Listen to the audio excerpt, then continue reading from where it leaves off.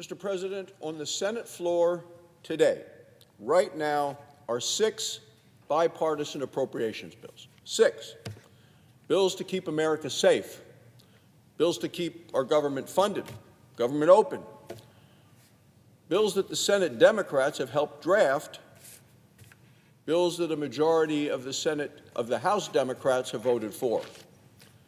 These are bipartisan bills, and they fund the rest of government for the remainder of the fiscal year. Every senator should vote yes. Americans are counting on our government to stay open, to keep people safe. Today, Senate Democrats are threatening to block these bills, not just to vote against them, but to actually block us even getting the bills to the floor for debate.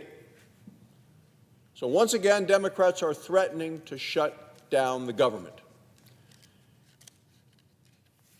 If the vote we are about to take here today in the Senate doesn't succeed, if the bill stalls out, the government was shut down tomorrow night, Friday night, about 36 hours from now. Let's talk about the painful consequences, because here they are. No funding for FEMA.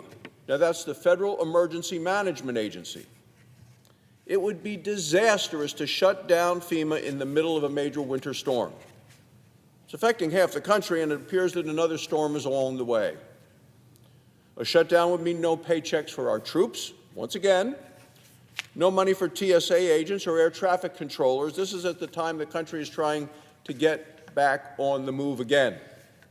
These are the consequences, and they're painful. Now, we all remember the Democrat shutdown at the end of last year. That was the longest shutdown in the history of the American government. It was the politics of pain delivered by the Democrats.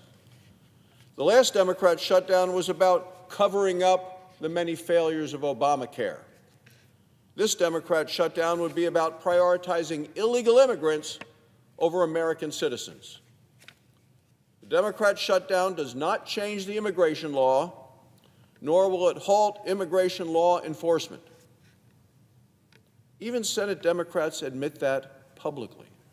That's because Republicans already put into law the largest investment in border security and immigration enforcement in the history of this nation. Let me be clear. The vote that we're going to take in just a few minutes to advance the 6 bipartisan appropriations bills allows us to avoid a shutdown, to keep the government open, to make America safer.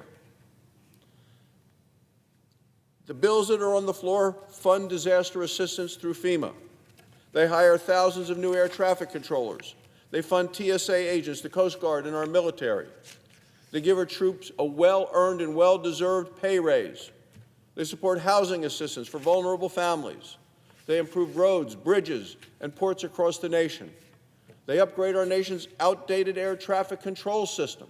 All that's in front of us today.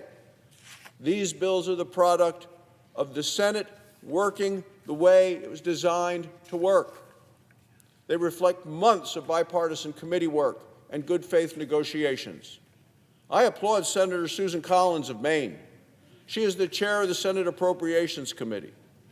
These bills are the product of her determination to deliver for the American people.